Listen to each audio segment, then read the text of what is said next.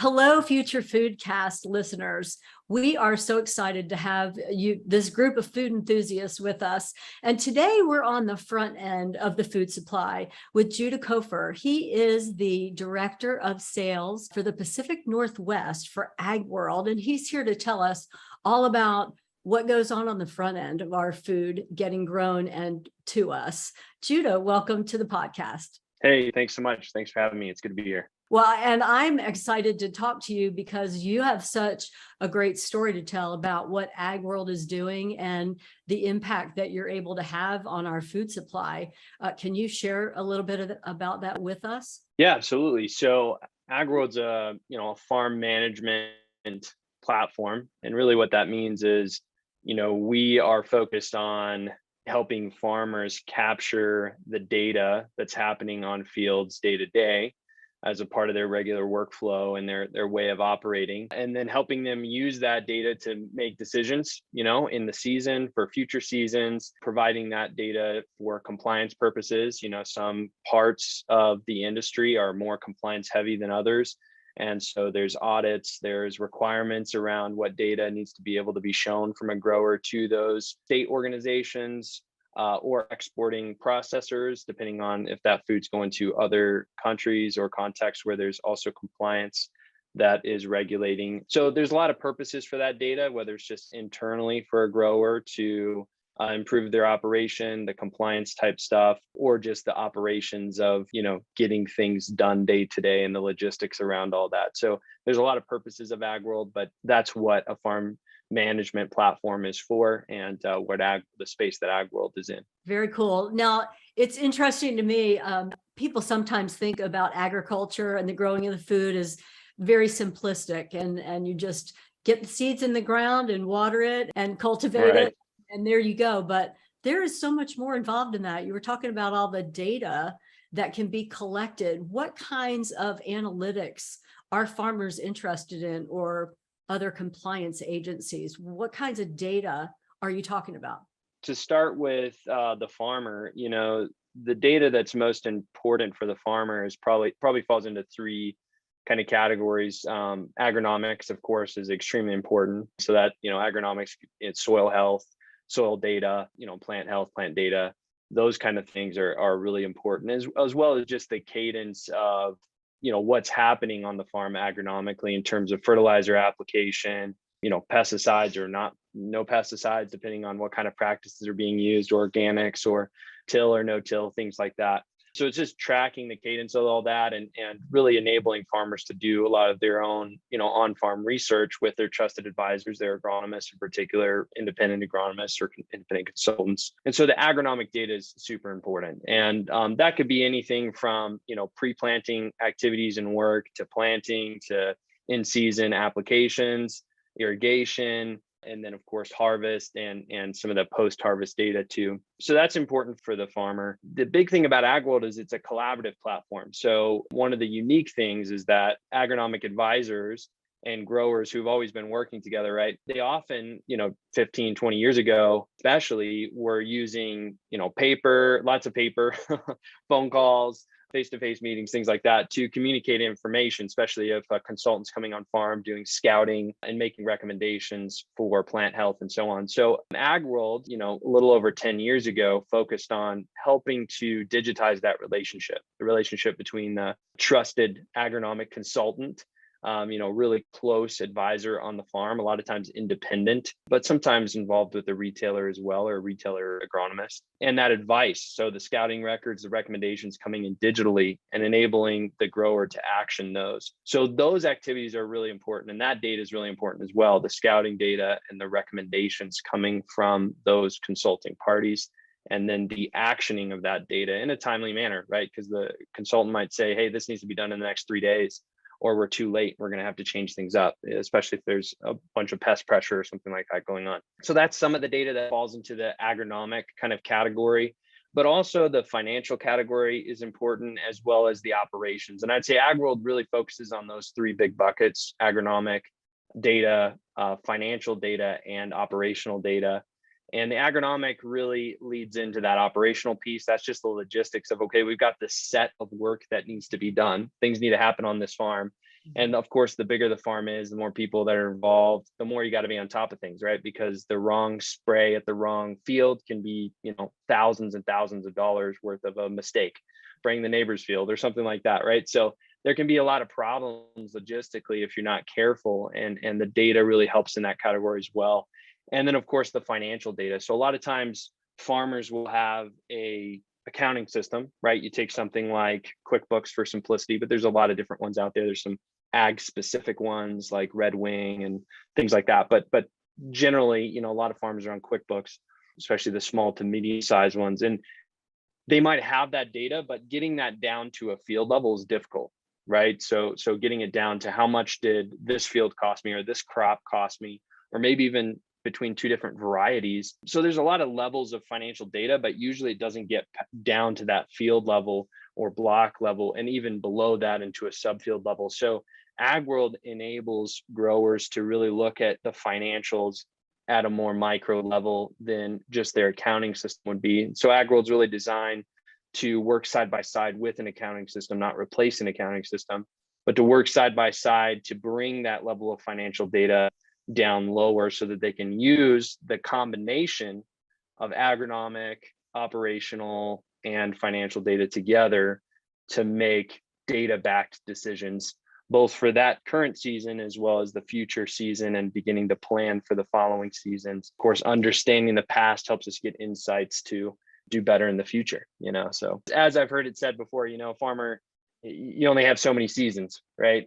And every season counts. And then passing it down to the next generation is important. Stewarding the actual soil and the ground is really important, that they own or rent for long-term sustainability. So that's the kind of categories of data that's really important, and what they're using it for. Wow. We love technology here at the Future Foodcast, and I'm hearing such great capabilities by having a platform that combines or allows access to these different buckets of data that then the growers, and the agronomists who are also consulting with them, and you can tell me who else might be able to use that data, they can make some good business decisions about the best use of the soil, or what's happening seasonally with the weather, when they should plant, when they should fertilize, right? Is that informing those kind of decisions? Am I understanding that right?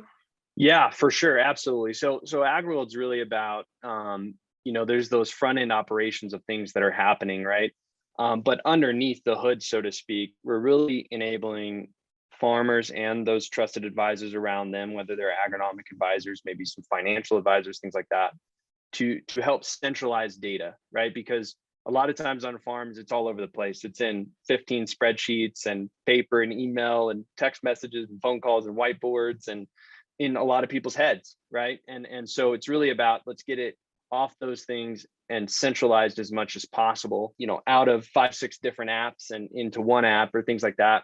And then not only centralizing that data, but once it's in Agworld, standardizing it. And the standardizing is actually one of the differentiators early on. More and more people are doing that now, but Agworld did it first, I would say, really focusing on standardizing data and making it clean from the very input of that, whoever's inputting it, right? Whether it's a guy on a tractor in your pickup truck bouncing from field to field, whatever it is, if you're going to put data in Agworld, it's going to be standardized. And that just means a simple example of that is if I'm putting like a Roundup application in, for example, I can't just type in or shorthand that and say R up or something like that. I've got to pick from a standardized list of that product, right? And that includes in that product all of the label information, the safety data sheets, everything that would be connected to that product from a manufacturer and a EPA kind of perspective is all going to be connected to that product. And that's just a simple one. But when you extend that beyond just crop protection products to fertilizer applications, now you can track nutrients at a very detailed level because it's standardized. You can't fat finger things, you can't mess things up, right? And that data standardization then allows for really clean reporting and data visualization as well. If you bring that into, something like a Microsoft Power BI or other kind of dashboarding systems to give more insight. And so when you combine that kind of goal of centralizing data, standardizing that data, and making it collaborative, we got a lot of people inputting information. It's all going into one place and it's standardized, then yes, to your question, it can inform and give insight, whether that's through, whatever decisions being made, right? Whether it's a soil health kind of agronomic decision, whether it's a timing decision of the plan, all that can inform the next year's plan or the change of this year's plan, right? Because based on scouting information, based on weather, based on pest stuff, the plan can be in place, but you got to roll with the punches as a farmer, right? You're always adjusting. And that's really a nice thing about the Agworld platform is you can put a good plan in place that makes agronomic and financial and operational sense, but then you've got the tools to be flexible with that plan to change things up throughout the season. So if you have clean data, it does inform decision making. No platform, I heard a grower say one time, no platform is going to tell me how to be a successful farmer, right? I've got to make the final call, but I can do it based on real information that's right there handy, right in my pocket or right on my iPad or something like that. I pull it out, look at the information, I can make a decision. I still have to make the decision, but the data and the platform's there to help me be informed when I'm making that decision. And that's a really good way to put it, directly from a grower. And that's what Agworld's all about. We're not here to try to tell you this is how you should do it, or of course, as AI gets smarter and as more data is there, we can serve different insights up, and we will continue to do those kind of things.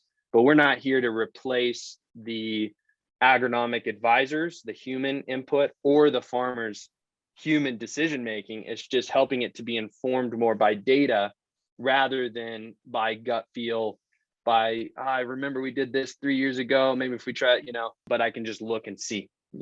Yeah, you said a couple really important things there. I just want to recap because I think it's really important to our audience, whoever might be moving to some technology platform. That standardization, like you said, is key because that allows then those comparison activities to happen. And what you did not have in the old paper system, or the very seasoned, successful farmer who knew just intuitively in his head what he did 5 or 10 years and could put those variables together and say, here's what we need to do this year. You're essentially trying to get out of his head and into some standard data platform that can then be utilized by other people. And the legacy of that, you talked about the soil and the farm itself, and the legacy, whether you're renting or owning and passing on to the future users and generations. That's going to allow that to happen much more seamlessly because you'll have the whole history of the farm. Now you keep track of the front end, you get all the data, but then you see, I've got all these variables. I've made a plan based on my pillars of information that I have. But however, we need to change a couple of variables based on outside things that have happened, either pests or weather, whatever it might be. But then you've changed those variables, and then you also know what the outcome is on the harvest side or on the output side, the production side, based on that. So historically, it's nice to accumulate all that, as time goes by. You talked about 10 years ago, which was really a short amount of time, honestly. When you talk seasonally, you only have a certain number of seasons. 10 years hasn't been that many really for all the different variables. I imagine that's going to just improve as you move forward because you'll have just more volumes of data to be able to churn through and see what the variables were and what the outcomes were. It's really fascinating because obviously in the last 10, 12 years since we started, that's right when the iPhone had just come out in 2007. And then the iPad came out, right? 2009, 2010 is right when the iPad came out. We had tried right before the iPad came out to do like a digital pen type technology, that as you would write would capture information, and that was fine. But when we, learned of the iPad and we were the first one to develop an ag-based iPad app in Australia, and then brought that to the US and was one of the first, if not the first in the US as well. And it was really about offline capability, right? Because you're in rural places, you got to be able to capture information offline. And then, when you get back into connectivity or into the office or whatever, that's going to sync back up and keep what's happening on the computer, right? And what's happening on the devices that have been working offline in sync. We were one of the first to really develop that technology. Now, a lot of other apps out there are using that, but we were really on the cutting edge of developing that whole sync in engine and matching things up between the mobile offline devices and what's happening on the web-based app. And with that, that enabled growers to get data at the source, at the field when it was happening. And the closer you get it to the place that it happened and when it happened, the more accurate information is going into the system, right? The more length of time that happens between when something happened and where it happened, the more it gets fuzzy, right? And you're like, I think it was about like this, and and then you get to have some problems in place because now we're losing accuracy long term. And that's what was happening a lot of is, okay, it's getting a little slower in the season, it's summertime or something, or maybe it's even in the fall, but 3 months ago or 6 months ago, we did these things and we got to catch up those records. Well, now you're losing a lot of accuracy. And of course, there's not the real-time data access to be able to make those decisions as you're going throughout the season. And then in terms of what you were talking about with legacy and things too, there's extreme examples. Like, for example, we had a farmer who was using Agworld for about 3-4 years. Their shop burned down. They lost all their paper records back from like the 80s, and they had nothing, right, except for what was in their head and what was in Agworld. And we did a whole case study with them on how valuable that information became because they lost in this freak accident all of their records from years past that were on paper. And that's an example. And then also we've had, guys getting older that are struggling with memory loss and even some rapid memory loss. And everything was in their head, but they worked with their kids to get things into Agworld in order to be ready for other farm managers, for the kids to take over, and so on. So there's extreme examples like that. And then of course there's the more normal day-to-day examples of just, hey, we got to scale the farm. We're going to go from 1,000 acres to 5,000. We're going 5,000 to 10,000, or we're going 10,000 to 30,000. And as you scale, there's more of a need to be able to have systems in place and a centralized platform in place to run those operations. So there's a lot of applications for that data and the way that the platform can be used. But ultimately, it does really come down to exactly what you've been talking about, which is having a centralized place that it goes to and then can be used to inform the decisions that are being made on the operation, whether that's from an owner level or a manager level or field staff, farm staff level. So.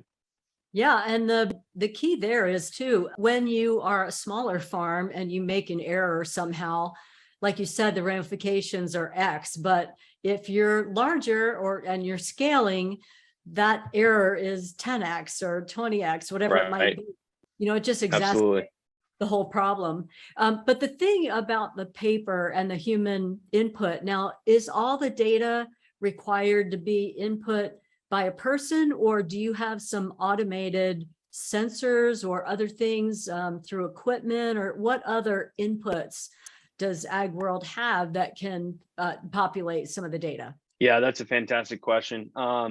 So we developed a couple of years ago a term that we called farm data ecosystem, or FDE. And that was all about, we had been focused on data standardization, from the beginning, and collaboration from the beginning, even if that was human collaboration. And so we were really set up through having a strong policy around how we treated data, as well as a modern approach to developing software and continuing to be on the cutting edge. So we from the beginning really worked on good APIs as other things became requested, and there was other opportunities to pull in data or share data with various projects or other platforms. So to highlight one, I guess, John Deere is a classic one, right? They're another company that's doing a great job in terms of modern tech, good APIs, and being able to pass information back and forth. And so, yeah, there's a lot of ways and systems in place for Agworld to be able to pull data and push data out to other platforms, not only machinery data like from John Deere, but also IoT devices and sensor devices. So last year, Agworld was acquired by a company called Simios, and Simios has historically been on the permanent crops on the West Coast mainly. So think like Washington, California, bit of Oregon, but especially California and Washington in nuts and fruit. And, those devices, like you're talking things like automated trapping with AI technology to count those particular pests and give you that information served up very quickly on your app, weather stations for real-time weather tracking and microclimate tracking on your farm and your field, even different areas of your farm that might have some different microclimates, irrigation, tracking and automation through soil moisture probes and other gear that can turn on and off different irrigation sections and so on. Up in the Pacific Northwest and fruit, wind machines. So a lot of different tech devices, IoT devices that can be, remotely managed, turned on and off, checked on, and of course, feeding data back into our platform to be able to use that information again for real-time decision-making and also learning. So, the universities and other large manufacturing companies, they're doing research, right?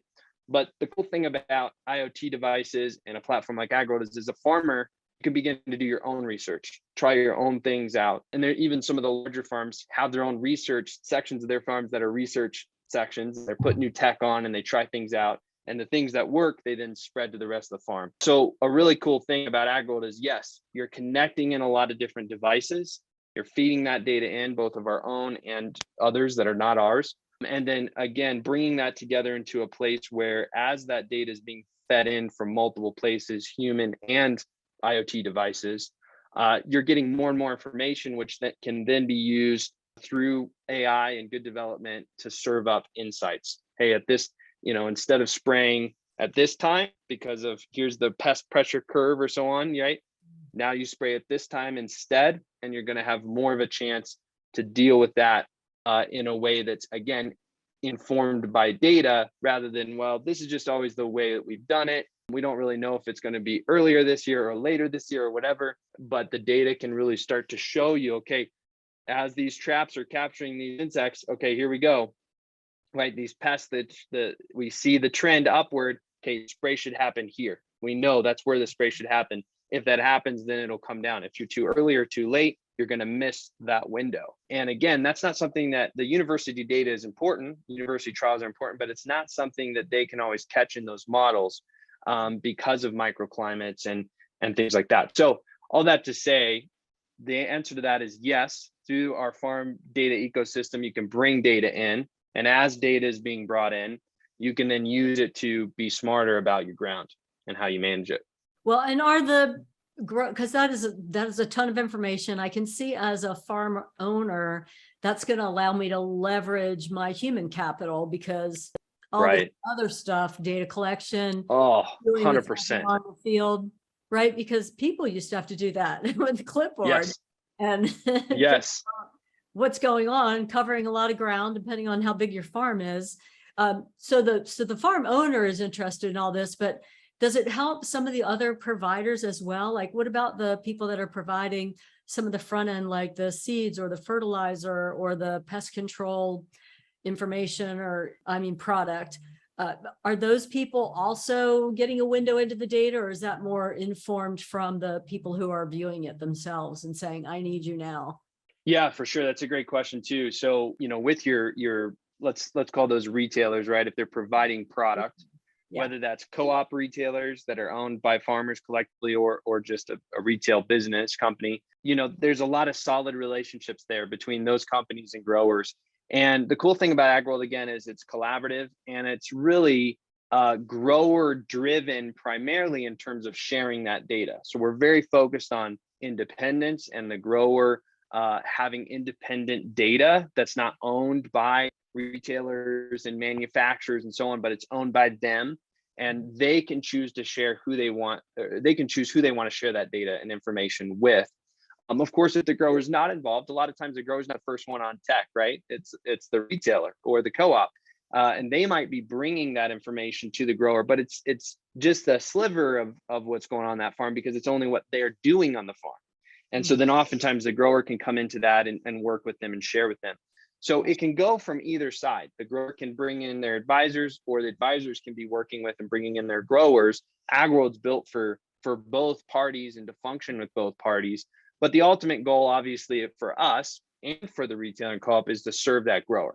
If the grower is successful, then we are successful, the co-op successful, the retailer successful, the custom applicators, everybody's successful. The end consumer is successful because they got food on their table, right? So ultimately it's about making that grower successful, and they can share that data or be brought into that data in a lot of different ways. And without getting too much into the weeds about how that works, there's some great processes. And Agworld's the only platform with the type of permission system around collaborating and sharing data in the agriculture space that works the way that it does. It's very powerful in terms of sharing information back and forth. And so, yeah, you could have, for example, an independent agronomist or even a retail agronomist. The grower says, yep, I want them to be able to see all of my IoT devices, my weather stations, my traps, my automated traps and pest irrigation moisture probes, so that they have all that information about what's going on with pest, water, weather, and can use that as they're writing their human recommendation of, okay, I think this is what we need to do, right? Because again, the data isn't here to replace the crop consultant or advisor. It's to help them do their job with more information. Right. Because there's always that human element in there, right? And so it's kind of getting the busy work out. You don't need to go out there and replace, a pheromone trap or whatever. That'll do it. That'll do it for you. But then you can look at all that and then go, okay, this is what we need to do, and be more consultative. It enables agronomic focused consultants and agronomists and general PCAs or CCAs. It enables them to be more consultative and hopefully lift the number of growers they can work with, or how deep they can work with growers, because it's getting rid of some of that busy work. Yeah, that's exactly what I hear. And back to one of your original goals that you talked about, Agworld has been focused on collaboration from the beginning, being able to get the data and have it available. And the fact that the growers themselves who own it can then have the permission system, and you have the technology on the back end, depending on what they choose, to be able to connect all that together. That's Right. all exciting. And I feel great about what could be happening, in the ecosystem of growers, moving us forward. And speaking of which, what do you see coming next on the horizon for Agworld and, the applications that you're working with?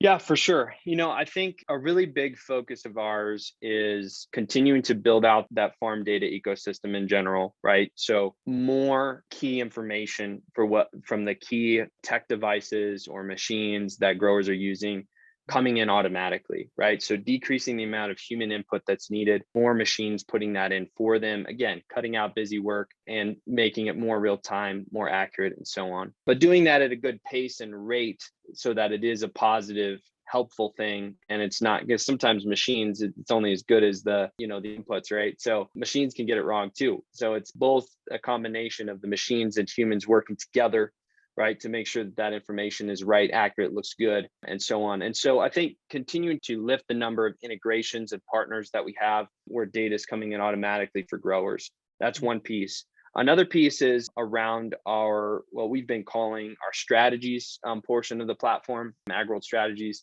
And strategies is really about, there's some things that are required from the state, right? And, those requirements, audits and so on, and information that has to be reported around labels and so on for applications is great. But then there's things that are coming down from consumers, from processors, from certain regions, right? So like, let's take the EU and Japan, as an example. They might have Japan, Korea, Taiwan, and the EU might have slightly different requirements around something like, you take like a beer example, right? So for hops, they might have certain requirements in the EU and in Japan and in Taiwan and in the US that are all a little different.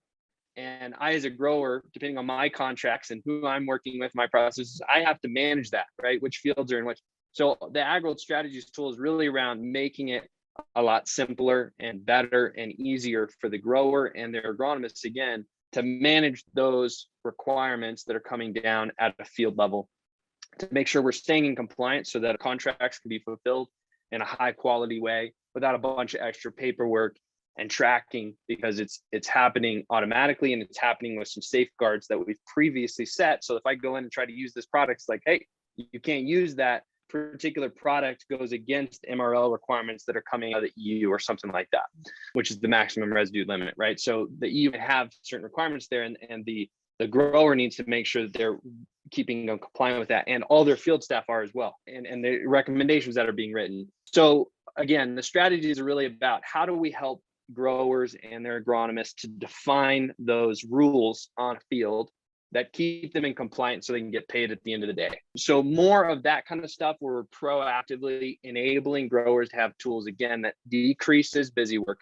that increases accuracy of information, that increases hopefully dollars back to their wallets at the end of the day so that they can be successful. So that's another one, of course, looking at the labor issues in terms of helping people track, again, logistics and more information about labor, things like that. So there's a lot of areas that we're looking at and that we will continue to look at in terms of partnering or doing ourselves to help growers manage all aspects of their farm, or to send, where Agworld stops and another provider, software platform or something begins, to send the key information that next platform needs in order to help the grower, again, be successful. So that's a little bit about what the future looks like for Agworld. Of course, with the Simios side of things and IoT devices, will continue to develop more and better sensor data in the field, putting probes and sensors on all over the farm in order to, again, decrease the need for humans to be able to, running around doing all kinds of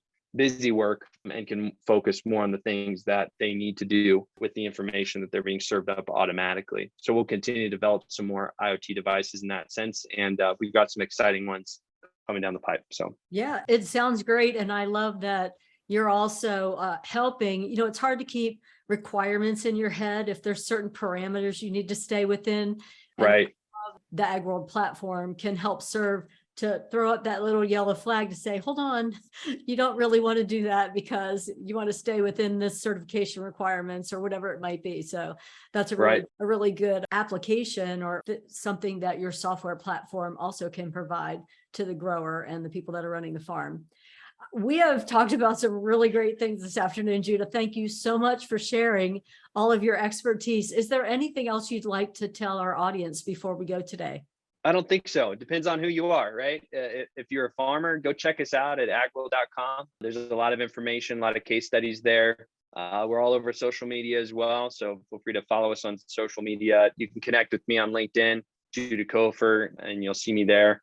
But yeah, if you're a farmer or agronomist, check us out there. Otherwise, if you're in a different part of the industry, or just a consumer listening, I would say, it's just great to learn the lives of farmers and where your food comes from. Learning how food is grown and the difficulty and hard work and labor and stewardship that farmers are having to take care of the land, to produce a crop year after year.